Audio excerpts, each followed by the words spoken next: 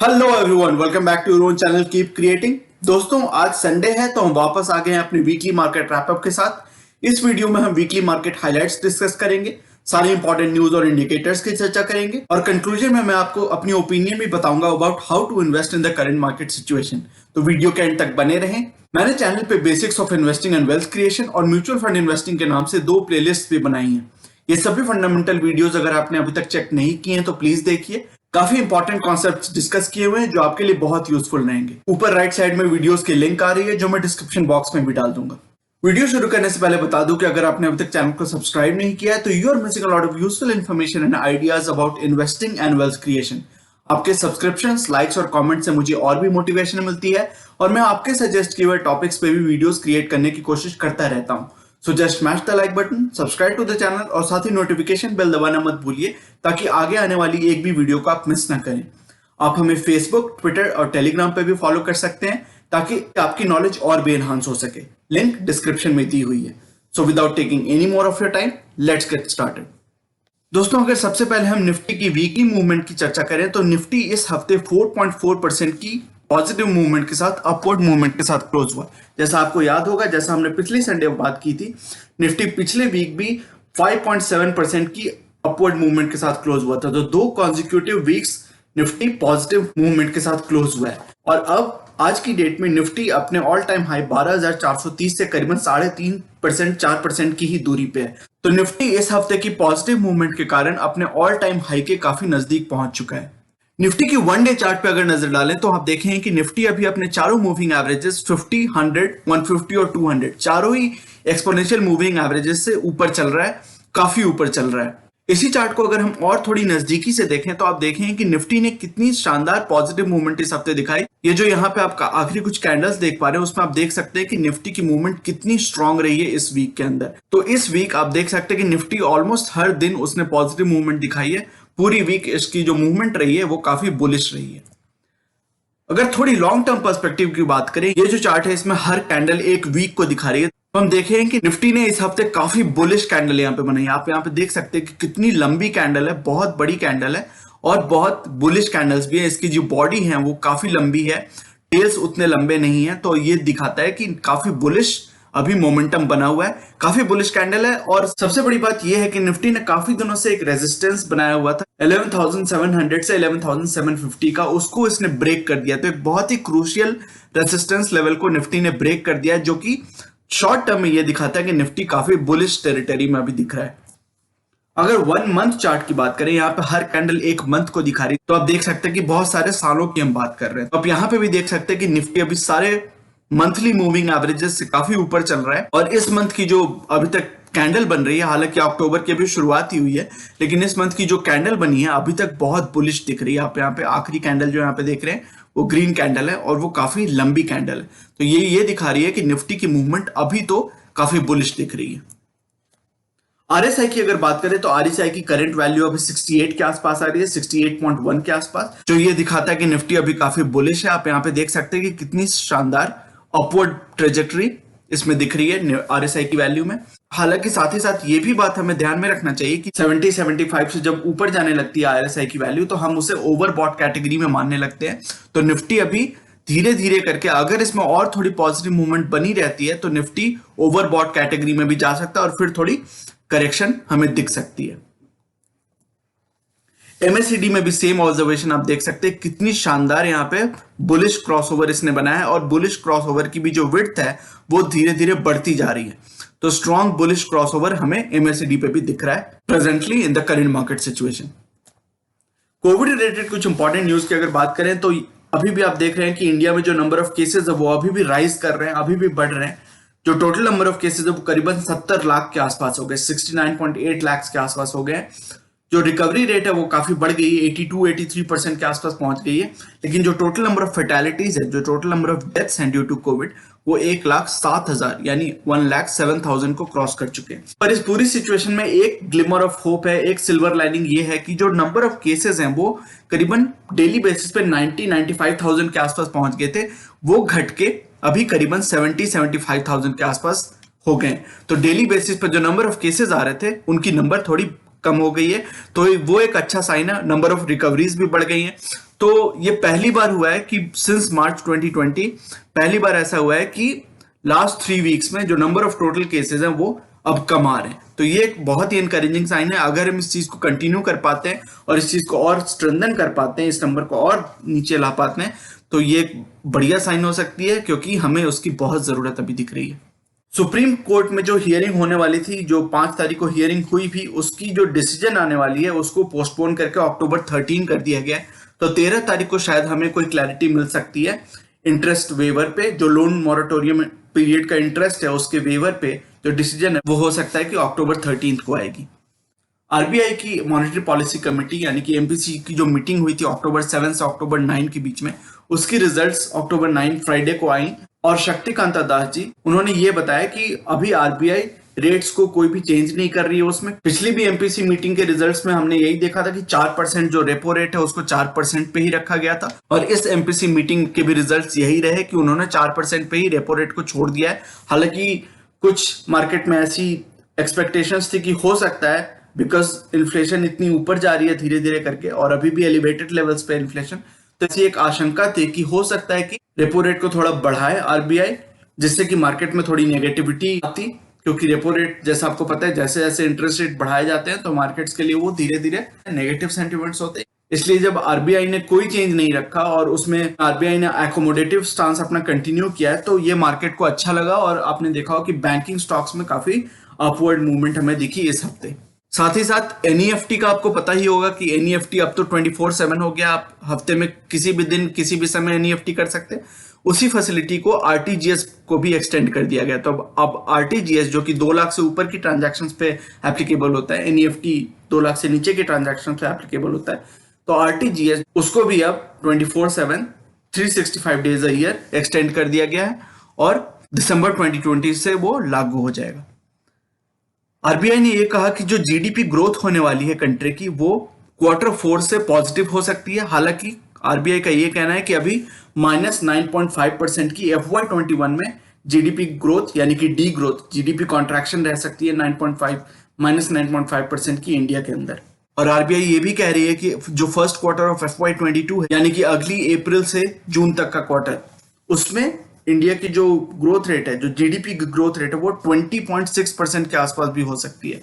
लेकिन आप कह रहे हैं कि 20.6% तो बहुत हाई नंबर है, तो वो इसलिए होगा क्योंकि जो बेस है, जो इस साल की जो ग्रोथ हुई थी वो तो नेगेटिव में हुई थी, वो तो कॉन्ट्रैक्शन हुई थी -23.9% की Q1 FY21 यानी कि अप्रैल टू जून 2020 में जो कॉन्ट्रैक्शन हुई थी वो -24% की थी। तो इतने लो बेस पे जब थोड़ी सी भी पॉजिटिव ग्रोथ आएगी तो उसकी जो परसेंट ग्रोथ होगी वो आपको ज्यादा दिखेगी, ऑप्टिकली वो नंबर ज्यादा दिखेगा, इसलिए आपको लगेगा कि वो काफी बड़ी ग्रोथ है। हालांकि पॉजिटिव ग्रोथ होगी तो वो एक अच्छी ही बात होगी। तो वो हमें देखना होगा कि क्या ये 20% की ग्रोथ एक्चुअली होती है यानी अगली फाइनेंशियल ईयर के फर्स्ट क्वार्टर में।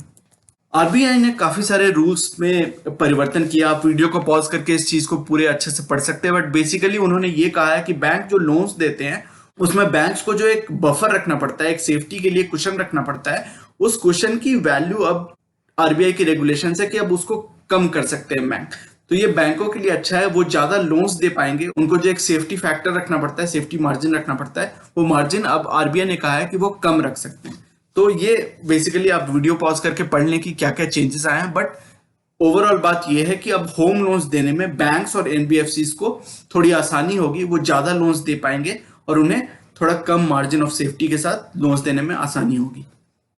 एम्फी जो कि म्यूचुअल फंड इंडस्ट्री की एसोसिएशन है, उसने ये कहा है कि सितंबर 2020 में जो नंबर ऑफ फोलियोज हैं ओपन एंडेड इक्विटी और डेट कैटेगरीज में वो काफी बढ़े, उनकी नंबर काफी बढ़ी और इक्विटी के नंबर ऑफ फोलियोज में 1.18 लाख थी, 1,18,000 की इंक्रीज हुई, जबकि डेट फोलियोज में 1.82 लाख। तो number of debt folios equity से भी ज्यादा बढ़े। तो नंबर ऑफ फोलियोज बढ़ रहे हैं जो कि एक बहुत ही अच्छा संकेत है, जो हम अक्सर वीडियोस में बात करते हैं कि इंडिया में फाइनेंशियलाइजेशन ऑफ एसेट्स होने की संभावना दिख रही है आगे चल के कुछ सालों में, वो हमें यहाँ पे दिखता हुआ दिख रहा है। सितंबर में नंबर ऑफ फोलियोज में काफी हेल्दी इंक्रीज आई है। और हमने अगस्त में देखा था कि इक्विटी से काफी आउटफ्लोज हुई थी, इक्विटी स्कीम से काफी आउटफ्लोज हुई थी। सितंबर में जो आउटफ्लोज हैं, अभी भी आउटफ्लोज कंटिन्यूड है, इनफ्लो की जगह आउटफ्लो ही हो रही है, बट जो नंबर करीबन 4,000 करोड़ का था अगस्त में, और 4,000 करोड़ की आउटफ्लोज थी वो घट के करीबन 700 करोड़ की आउटफ्लोज रह गई हैं सितंबर के अंदर। तो ये भी एक अच्छी बात है कि लोग उस तरह से इक्विटी मार्केट से पैसा नहीं निकाल रहे हैं, और कुछ लोग अब जिनके लिए पॉसिबल है वो लोग इन्वेस्टमेंट्स ऐड भी कर रहे हैं into equities and debt. India की जो फिस्कल डेफिसिट है उसने अपनी जो टारगेट थी 100% की उसको क्रॉस कर दिया है। तो ये एक नेगेटिव है, एक तरह से नेगेटिव है, क्योंकि गवर्नमेंट हमेशा कोशिश करती है जो उसकी फिस्कल टारगेट है, जो उसकी फिस्कल डेफिसिट की टारगेट है उसको वो मेंटेन करे। लेकिन इस साल थोड़ी पिक्यूलियर केस है, थोड़ी यूनिक केस है, और इस साल उन्होंने फिस्कल डेफिसिट को थोड़ा और बढ़ने दिया है। तो अभी जो ईयरली टारगेट थी उससे ऑलरेडी 9% बढ़ चुकी है। और गवर्नमेंट ने बिफोर लॉकडाउन, जब लॉकडाउन नहीं हुए थे, जब कोविड का पैंडेमिक नहीं आया था देश में, उस समय डिसाइड किया था कि ये जो फिस्कल डेफिसिट होगी वो 3.5% ऑफ जीडीपी होगी। लेकिन अब कुछ एस्टिमेट्स ये बता रहे हैं कि चूंकि गवर्नमेंट को एक्सपेंडिचर करनी है to stimulate the economy, to stimulate capital expenditure, वो जो फिस्कल डेफिसिट होने वाली है वो करीबन 8% होगी, 8% of GDP instead of 3.5% of GDP. तो एक तरह से ये थोड़ा चैलेंजिंग है, थोड़ा डेंजरस है, क्योंकि जितनी फिस्कल डेफिसिट बढ़ेगी रुपी डेप्रिसिएशन आ सकती है, उतनी ज्यादा स्ट्रेस हो सकती है गवर्नमेंट एसेट्स पे। बट अभी के केस में मुझे लगता है कि ये करना फिर भी सही है, क्योंकि अभी कंट्री में बहुत हंगर है, बहुत डिमांड है कैपिटल एक्सपेंडिचर की, और प्राइवेट इन्वेस्टमेंट्स तो अभी हो नहीं रहे, प्राइवेट कैपेक्स अभी हो नहीं रहा। तो ऑब्वियसली गवर्नमेंट को कैपिटल एक्सपेंडिचर करना पड़ेगा, और वो कहां से आएगा, तो गवर्नमेंट एसेट से ही आएंगे। तो फिजिकल डेफिसिट बढ़ना ही है। इसी बीच यूएस से न्यूज है कि जो स्टिमुलस आने वाला था, stimulus package, second stimulus package आने वाला था, वो पोस्टपोन हो गया है। प्रेसिडेंट ट्रंप ने ये कहा है कि वो जो भी स्टिमुलस आना है वो अब इलेक्शन के बाद ही आना है, अब अभी कोई स्टिमुलस पैकेज नहीं आ रहा। तो आपने देखा होगा कि यूएस मार्केट्स में इसका मिक्स्ड रिएक्शन रहा। एक दिन यूएस के मार्केट, जिस दिन ये अनाउंसमेंट हुई थी उस दिन तो काफी नीचे आ गई, 1-1.5% की गिरावट आई थी, लेकिन नेक्स्ट डे से उसमें फिर से पॉजिटिव मूवमेंट शुरू हो गई, इस बिलीफ के ऊपर कि अगर डेमोक्रेटिक गवर्नमेंट आती है, ट्रंप साहब निकल जाते हैं और उनकी जगह पे बाइडेन साहब आते हैं, तो फिर से एक बड़ा स्टिमुलस पैकेज आ सकता है। क्योंकि ऑलरेडी आपको पता होगा कि डेमोक्रेट्स कह रहे थे कि उन्हें एक बड़ा स्टिमुलस पैकेज चाहिए, और रिपब्लिकन्स कह रहे थे कि वो इतना बड़ा पैकेज नहीं दे सकते। तो उम्मीद ये है, ये एक होप पे मार्केट अभी आगे बढ़ रही है कि अगर डेमोक्रेट्स चुने जाते हैं एज अ रूलिंग गवर्नमेंट तो एक बड़ा पैकेज आ सकता है, जो कि मार्केट्स के लिए अच्छा होगा। कुछ इंपॉर्टेंट कॉर्पोरेट न्यूज की अगर बात करें तो रिलायंस रिटेल में आपको पता होगा कि काफी सारे इन्वेस्टमेंट्स अभी भी आ रहे हैं, सिल्वर लेक और बहुत सारे प्राइवेट इक्विटी फर्म्स के आपको पता ही होगा कि उन्होंने इन्वेस्टमेंट्स किया था। इसी बीच एक और जो अबू धाबी की सॉवरेन फंड है ADIA, उसने 5500 करोड़ का इन्वेस्टमेंट किया है रिलायंस रिटेल के अंदर। एचडीएफसी लिमिटेड जो पेरेंट कंपनी है HDFC bank, AMC, life business वगैरह के, उस तो जो पेरेंट कंपनी है एचडीएफसी, जो हाउसिंग फाइनेंस कंपनी है, उसने बहुत ही पॉजिटिव रिजल्ट्स दिखाए, और इसलिए आपको दिखा होगा कि इस वीक उसमें काफी पॉजिटिव मूवमेंट रही। एक दिन तो मुझे याद है कि वो करीबन 8-9% के आसपास ऊपर था, और फिर ओवरऑल भी इस वीक में उसने करीबन 5-6-7% के पॉजिटिव मूवमेंट्स दिखाए। तो जो इंडिविजुअल लोन्स थे एचडीएफसी के, जो हाउसिंग फाइनेंस लोन्स थे, वो करीबन 31% ऊपर हो गए। फिर जो लोन एप्लीकेशंस थे वो करीबन 12% ऊपर हो गए हैं। और इसने ये कहा है एचडीएफसी ने कि जो प्री लॉकडाउन लेवल्स थे उसके आसपास इसकी बिजनेस आने लगी है। तो ये एक बहुत ही इंकरेजिंग साइन है। इतनी बड़ी कंपनी, इंडिया की इतनी बड़ी कॉन्ग्लोमरेट अगर ये बात कह रही है कि उसके बिजनेसेस अब प्री लॉकडाउन लेवल्स पे आने लगे हैं, तो ये बहुत ही पॉजिटिव साइन है, अच्छी बात है। उसी तरह एचडीएफसी बैंक, जो कि एचडीएफसी की सब्सिडियरी है, तो एचडीएफसी बैंक ने भी अच्छे पॉजिटिव कमेंट्री की। उसने कहा कि जो एडवांसेज होते हैं, जो लोन्स दिए जाते हैं, उसमें 16% ईयर ऑन ईयर इंक्रीज आया है, डिपॉजिट्स में 20% इंक्रीज आया है, और कासा रेशियो जो इसकी पहले थी 40% के आसपास, 39-40% के आसपास, वो बढ़ के 42% हो गई। तो ये सारे ही बहुत ही पॉजिटिव फिगर्स हैं, बहुत ही अच्छे हेल्दी फिगर्स हैं, जिससे ये पता चलता है कि आगे चल के ये सारी जो बिजनेसेस हैं, कितनी मार्केट कंसोलिडेशन आ सकती है इसमें, और ये जो स्ट्रॉन्ग बिजनेसेस हैं वो और भी स्ट्रॉन्गर बनते जाएंगे। टीसीएस ने भी जो रिजल्ट्स निकाले उसके चलते जो पूरी आईटी इंडस्ट्री थी उसमें पॉजिटिव सेंटिमेंट्स रहे उस पूरे वीक के अंदर। टीसीएस से रिलेटेड बहुत सारी न्यूज है जो आप वीडियो पॉज करके यहाँ पे पढ़ सकते हैं। उसने डिविडेंड भी अनाउंस किया 12 रुपीज पर शेयर के हिसाब से। फिर उसने ये भी अनाउंस किया कि 3,000 रुपए पर शेयर के हिसाब से करीबन 5.33 करोड़ शेयर्स की बाईबैक करने वाली है, जिसके चलते कि बहुत सारे लोगों ने इस बाईबैक और स्पेकुलेशन के बेसिस पे उसके शेयर भी बाई कर लिए होंगे, मुझे पूरी उम्मीद है।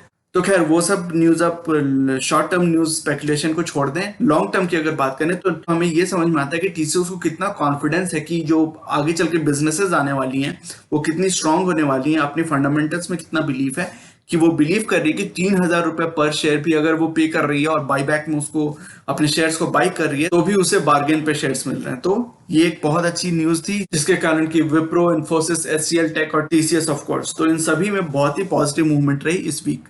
एसबीआई ने एक नया चेयरमैन अपॉइंट किया, मिस्टर दिनेश खरा। अब अक्टूबर 7 से उन्होंने अपॉइंटमेंट ले लिया as new chairman of State Bank of India. इससे पहले जो मिस्टर रजनीश कुमार ने बहुत ही अच्छा काम किया, उनकी 3 साल की टर्म थी 2017 टू 2020। उन्होंने काफी सारे चैलेंजेस एड्रेस किए एसबीआई के, तो उनकी बहुत ही सराहनीय फेयरवेल हुई और मिस्टर दिनेश खरा ने अब रेन संभाल लिया एसबीआई का। रिलायंस और अमेजॉन में एक बहुत ही रिसेंट न्यूज है, एक्चुअली फ्राइडे की न्यूज है कि रिलायंस और अमेजॉन के बीच में एक डिस्प्यूट खड़ी हो गई है। अमेजॉन अप्रोच किया है Singapore international arbitration centre SIAC को अबाउट रिलायंस और फ्यूचर ग्रुप की जो डील हुई थी। जैसा आपको पता होगा 2-3 हफ्तों पहले हमने इसको डिस्कस किया था। रिलायंस ने फ्यूचर ग्रुप की जो रिटेल आर्म थी, जो बिग बाजार वगैरह की जो बिजनेसेस है उसको टेक ओवर कर लिया था, अक्वायर कर लिया था। तो उसके ही रेस्पेक्ट में अमेजॉन ने एक केस किया है रिलायंस के अगेंस्ट। उन्होंने ये कहा है कि अमेजॉन ने 5% स्टेक खरीदा था लास्ट ईयर, पिछले साल उन्होंने 5% स्टेक खरीदा था और उस अग्रीमेंट के हिसाब से जब भी फ्यूचर रिटेल में कोई बिक्री होने वाली थी या बिक्री कोई सेल होने वाली थी स्टेक की, तो अमेजॉन से इसकी परमिशन लेनी थी किसी को भी। तो जो रिलायंस ने स्टेक ले लिया बिना अमेजॉन को इन्फॉर्म करे या बिना अमेजॉन के परमिशन के, इसके बारे में उन्होंने केस किया है रिलायंस के अगेंस्ट। तो अब ये देखना पड़ेगा कि इसकी क्या रेजोल्यूशन होती है, या क्या रिलायंस उसमें स्टेक कुछ अमेजॉन को वापस बेचता है या फिर कोई सेटलमेंट होती है कोर्ट के अंदर। तो ये हमें देखना पड़ेगा कि अगले हफ्ते या आगे के टाइम में क्या इसकी रेजोल्यूशन बनती है। टाइटन ने एक और अपडेट दी है, क्वार्टरली अपडेट दी है कि उनकी जो सेल्स हैं वो करीबन 98% हो गई हैं compare to the same period last year. तो सेम क्वार्टर लास्ट ईयर की, लास्ट फाइनेंशियल ईयर की जो सेम क्वार्टर थी उसमें जो रेवेन्यू थी टाइटन की, इस क्वार्टर की रेवेन्यू करीबन उसकी 98% है। तो ये बहुत ही कमेंडेबल है कि अभी जो टाइटन के सारे शॉप्स खुले भी नहीं है वापस, तो उसके बावजूद भी उन्होंने 98% रेवेन्यू अपना रिकवर कर लिया है। तो ये दिखाता है कि कितनी ऑप्टिमाइज, कितनी सिस्टम्स एंड प्रोसेसेस अच्छी हैं टाइटन। इसलिए मुझे टाइटन बहुत अच्छा स्टॉक लगता है लॉन्ग टर्म इन्वेस्टमेंट के लिए। तो खैर उसकी बात हम बाद में करेंगे, लेकिन अभी रिजल्ट अपडेट ये है कि जो टाइटन की रेवेन्यूज हैं, जो ऑपरेशंस हैं, वो धीरे धीरे न्यू नॉर्मल में, नॉर्मलसी की तरफ धीरे धीरे बढ़ रही हैं। फिर डायग्नोस्टिक सर्विसेज कंपनीज बहुत आपको पता होगा कि थायरोकेयर, मेट्रोपोलिस हेल्थ, फिर डॉक्टर लाल पाथलैब, जो मुझे इन सभी में सबसे बढ़िया स्टॉक लगता है। तो इन सभी की जो बिजनेसेस हैं वो काफी रिकवर कर रही हैं। मार्केट को एक्सपेक्टेशंस है कि इनकी जो Q2 की अर्निंग्स होने वाली है वो काफी अच्छे होने वाली है। इसलिए आपने देखा होगा कि इन सारे में काफी पॉजिटिव मूवमेंट थी इस हफ्ते, 10-11%। और मुझे लगता है कि थायरोकेयर तो 2 दिन अपर सर्किट में था 20% और फिर एक दिन फिर और 10-11% था। तो ओवरऑल इन सभी में बहुत पॉजिटिव मूवमेंट थी इस हफ्ते। और थायरोकेयर की Q2 अपडेट में इसने ये बताया कि 37% ईयर ऑन ईयर इसकी रेवेन्यू बढ़ी है Q2 में। और अगर क्वार्टर की बात करें, यानी कि जून क्वार्टर से सितंबर क्वार्टर को अगर कंपेयर करें, तो इसकी 171% रेवेन्यू बढ़ी है। ऑलमोस्ट मतलब ट्रिपल हो गई है इसकी रेवेन्यू इस क्वार्टर में compare to the last quarter. तो इतनी स्ट्रॉन्ग रेवेन्यू अपडेट्स अगर कोई देंगे तो ऑब्वियसली उसकी जो स्टॉक्स हैं फिर तो अपर सर्किट में जानी ही है। हालांकि बजाज फाइनेंस की तरफ से जो अपडेट आई, जो रेवेन्यू अपडेट, जो अर्निंग्स अपडेट आई, क्वार्टरली अपडेट, वो उतनी पॉजिटिव नहीं थी। उन्होंने ये बताया कि जो न्यू लोन्स हैं, जो ऑब्वियसली आपको पता होगा कि कंज्यूमर फाइनेंस में काम करती है बजाज फाइनेंस, तो कंज्यूमर लोन्स जो डिसबर्स करती है बजाज फाइनेंस उसमें कमी आई है। तो इस क्वार्टर में जो इनकी लोन्स डिस्पर्सल है वो करीबन 36 लाख की हैं compare to 65 lakh in the same period last year. तो लास्ट ईयर की सितंबर क्वार्टर में 65 लाख की इन्होंने लोन डिस्पर्सल की थी, कंज्यूमर लोन्स डिस्पर्सल, और वो घट के अभी 36 लाख के आसपास हो गई है। तो ऑलमोस्ट हाफ हो गई है, हाफ के आसपास।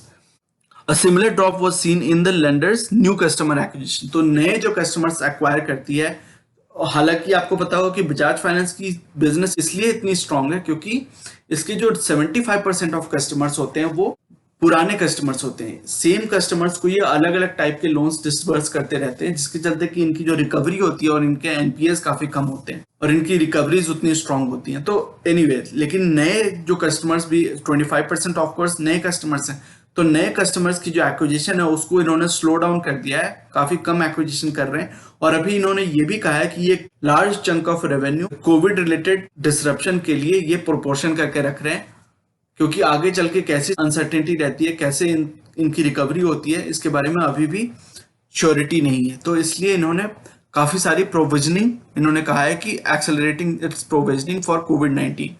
तो कोविड-19 से रिलेटेड एसेट्स की इन्होंने काफी एक्सेलरेटेड प्रोविजनिंग स्टार्ट कर दी है in order to strengthen its balance sheet. तो ये शॉर्ट टर्म में आपको नेगेटिव लग सकता है, शॉर्ट टर्म में ऑफ कोर्स नेगेटिव है, और इसलिए आपने देखा भी होगा कि इस हफ्ते इसमें नेगेटिव मूवमेंट देखी आपको, 3-4% की नेगेटिव मूवमेंट थी।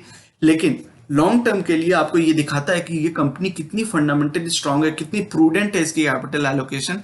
इसने अभी अपनी जो न्यू कस्टमर एक्विजिशन है उसको स्लो डाउन कर दिया है और अपनी प्रोविजनिंग को एकदम एक्सेलरेट कर दिया है to strengthen its balance sheet. तो इसकी जब बैलेंस शीट स्ट्रांग रहेगी तो आगे चल के फ्यूचर के लिए ये बहुत अच्छा मार्केट कंसोलिडेशन कर सकता है, बहुत सारे छोटे प्लेयर्स को डिस्प्लेस करके इसकी मार्केट बढ़ सकती है आगे चल के। वेदांता डीलिस्टिंग, आपको पता होगा कि पिछले हफ्ते की मार्केट रैपअप में हमने बात करी थी कि वेदांता ने इस हफ्ते से अपनी डीलिस्टिंग प्रोसेस को स्टार्ट कर दिया है इन द कैपिटल मार्केट्स। तो उसमें काफी मूवमेंट, काफी अपडेट्स दिखते जाएंगे आपको। इस हफ्ते की अपडेट यह है कि उन्हें करीबन मिनिमम जो रिक्वायरमेंट थी वो 134 करोड़ शेयर्स की चाहिए थी, कि इतने की इनको अगर बिड्स मिल जाएगी, जो 90% ऑफ इनकी फ्री फ्लोट है, जो 90% ऑफ इसकी फ्री फ्लोट कैपिटलाइजेशन है, उसकी 90% की वैल्यू आती है 134 करोड़ शेयर्स। तो 134 करोड़ शेयर्स की इनको बिड चाहिए थी, इनको मिली 137 करोड़ की, जो कि अच्छी बात है क्योंकि इनको मिनिमम रिक्वायरमेंट थी 134 की। बट उसमें कॉम्प्लिकेशन ये आ गई कि करीबन 12.32 करोड़ की, करीबन 12 करोड़ शेयर्स की जो टेंडरिंग है, जो टेंडर किए गए, उनकी जो बिड लगाई गई, वो अभी तक कंफर्म नहीं हुई है। जब कंफर्म नहीं हुई है तो ऑब्वियसली उसको माना नहीं जाएगा। तो इसलिए जो बैंकर्स हैं, जो वेदांता रिसोर्सेज के बैंकर्स हैं, जो हेल्प कर रहे हैं उसको इस डीलिस्टिंग प्रोसेस में, जो डीएम कैपिटल, जेपी मॉर्गन वगैरह, तो उन्होंने सेबी से 1 दिन का एक्सटेंशन मांगा है, क्योंकि उन्हें उम्मीद है कि 1 दिन के अंदर इन्हें ये जो कंफर्मेशन होनी है ये हो जाएगी बाकी सारे 12 करोड़ शेयर्स की, और तब ये 137 करोड़ तक फिर से पहुंच जाएंगे, जो कि मिनिमम रिक्वायरमेंट से ऊपर होगा। तो उन्होंने ये 1 दिन का एक्सटेंशन मांगा है। अब देखते हैं कि सेबी उन्हें वो एक्सटेंशन प्रोवाइड करती है या नहीं। मार्केट के कुछ और इंपॉर्टेंट इंडिकेटर्स की बात करें तो अर्निंग्स इस हफ्ते और कम हो गई हैं। जो पिछले हफ्ते आपको याद होगा निफ्टी की अर्निंग्स 344 थी, वो घट के 343 हो गई हैं, मार्जिनली लो हो गई हैं। लेकिन निफ्टी की पी अब अपने हिस्टोरिकल हाई पे पहुंच गई है, इससे ऊपर कभी भी निफ्टी की पी नहीं गई है। ये एक हिस्टोरिकल हाई है 34.7, ऑलमोस्ट 35 का पी पहुंच चुका है निफ्टी का। ऑब्वियसली आपने देखा होगा कि मार्केट में इस समय कितनी पॉजिटिव मूवमेंट, पिछले 2 हफ्तों से कितनी पॉजिटिव मूवमेंट रही है। तो इस पॉजिटिव मूवमेंट के कारण निफ्टी का जो प्राइस है वो तो काफी ऊपर पहुंच गया है, और निफ्टी की अर्निंग्स, तो पी होता है प्राइस बाय अर्निंग्स, तो अर्निंग्स नीचे जा रही है, प्राइस ऊपर भागती जा रही है स्टॉक मार्केट मूवमेंट के कारण। तो ऑब्वियसली निफ्टी का जो पी है वो बहुत ही एलिवेटेड लेवल से पहुंच गया। इस ग्राफ पे आप देख सकते हैं निफ्टी अपने ऑल टाइम हाई पी पे चल रहा है अभी। पीबी के हिसाब से अगर आप देखें, प्राइस टू बुक वैल्यू के हिसाब से, तो निफ्टी अभी अपने एवरेज के आसपास ही है। बट पी के हिसाब से अगर आप देखें, प्राइस टू अर्निंग्स रेशियो, तो उस हिसाब से काफी ऊपर, काफी एलिवेटेड लेवल्स पे। और अर्निंग्स पर शेयर, ईपीएस, उसकी वैल्यू धीरे धीरे घटती जा रही है। आप देख सकते हैं कि अभी ऑलमोस्ट अपने 2016-2015 ईयर के लेवल्स पे पहुंच चुका है। निफ्टी की जो पुट कॉल रेशियो, वो उसकी वैल्यू आ रही है 0.86। तो निफ्टी की put call ratio, PCR value जब 1 से नीचे होती है तो हम ये मानते हैं कि निफ्टी अभी बुलिश है। तो 0.86 की वैल्यू मॉडरेटली बुलिश आपको दिखा रही है। जब निफ्टी की पुट कॉल रेशियो 1 से ज्यादा होती है, स्पेसिफिकली अगर 1.25 तक के आसपास होती है, तो हम मानते हैं कि निफ्टी अभी काफी बेरिश है। और जब ये वैल्यू 0.75 के आसपास होती है तो हम मानते हैं कि निफ्टी अभी एक्सट्रीमली बुलिश हो गया है। तो अभी निफ्टी एक्सट्रीमली बुलिश तो नहीं है, बट मॉडरेटली बुलिश है। मुझे लगता है कि आगे आने वाले कुछ दिनों में बुलिशनेस इसकी कंटिन्यू हो सकती है, बट अपसाइड बहुत ज्यादा होना मुझे नहीं दिख रहा है। हो सकता है 12,000, 12,100, 200 तक भी पहुंच जाए Nifty, but all time high को क्रॉस करना और फिर आगे जाना, ये थोड़ा मुश्किल दिख रहा है, specially with the economy situation that we are witnessing. लेकिन साथ ही साथ मैं ये भी कहूंगा कि निफ्टी में कोई क्रैश आना अभी नियर टर्म में मुश्किल लग रहा है मुझे, क्योंकि लिक्विडिटी इतनी ज्यादा है मार्केट में। स्टिमुलस की भी बातें चल रही हैं, इंडियन गवर्नमेंट भी स्टिमुलस की बातें कर रही है, यूएस में तो बहुत सारे हफ्तों से बात चल रही है। तो जब तक ये लिक्विडिटी बनी रहेगी, मार्केट को सपोर्ट रहेगा लिक्विडिटी का, तब तक क्रैश आना तो मुश्किल है।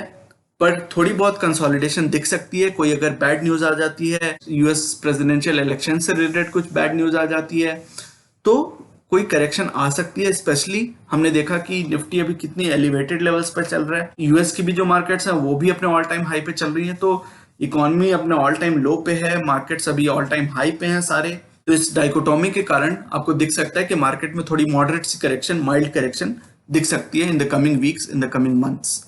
तो मेरी ओवरऑल राय ये है कि आप अपनी एसआईपी को कंटिन्यू करें, जैसा मैं पिछले कई हफ्तों से आपको बोल रहा हूं अभी भी आपके लिए, और ये ऑलमोस्ट हमेशा ये बात रहेगी कि आप कोई भी परफेक्ट टाइम ना खोजें, आप परफेक्ट टाइमिंग के चक्कर में ना रहें, आप हमेशा अपनी एसआईपी को कंटिन्यू करते रहें।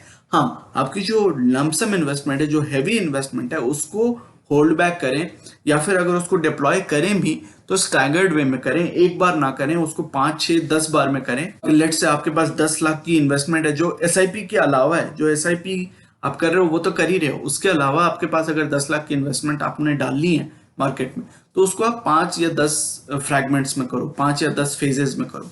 1 लाख की इन्वेस्टमेंट करो, फिर देखो मार्केट कैसे बिहेव करती है, फिर 1 लाख की इन्वेस्टमेंट करो, 2 लाख की इन्वेस्टमेंट करो, धीरे धीरे स्टैगर्ड वे में आप इन्वेस्टमेंट कर सकते हो। स्पेशली मार्केट जैसे जैसे नीचे आती है और आपको वैल्यू प्रोपोजिशन दिखता है कुछ स्टॉक्स में, अगर आप स्टॉक स्पेसिफिक रहते हो, और मुझे लगता है कि that is the best approach in the current market situation. आपको इंडेक्स के लेवल पे नहीं देखना है, आपको ये नहीं देखना कि इंडेक्स अभी 11,000 है या 12,000 है, आपको ये देखना है कि जो स्टॉक्स, जिन स्टॉक्स को आपने वॉच लिस्ट पे डाला हुआ है, उन स्टॉक्स में बाइंग लेवल आपको अच्छी दिख रही है कि नहीं, और उसके वैल्यूएशन लेवल्स आपको अट्रैक्टिव दिख रहे हैं कि नहीं। मैं आपको हर वीक अपडेट देता हूँ, संडे की जो रात को वीडियो आती है मैं उसमें हर वीक आपको अपडेट देता हूँ कि इस करंट मार्केट सिचुएशन में भी कौन से स्टॉक्स हैं जो आपको अच्छे प्राइस लेवल्स पे मिल रहे हैं, और वो प्राइस लेवल्स क्या हैं, आप किन पे नजर बना के रख सकते हैं, और उस प्राइस लेवल पे, उस प्राइस बैंड पे अगर वो स्टॉक्स आते हैं तो आप उसमें इन्वेस्टमेंट करें। मैं आपको एनकरेज करता हूं कि आप इन्वेस्टमेंट करें, बट स्टॉक स्पेसिफिक करें, पूरे मार्केट और इंडेक्स लेवल पे इन्वेस्टमेंट ना करें।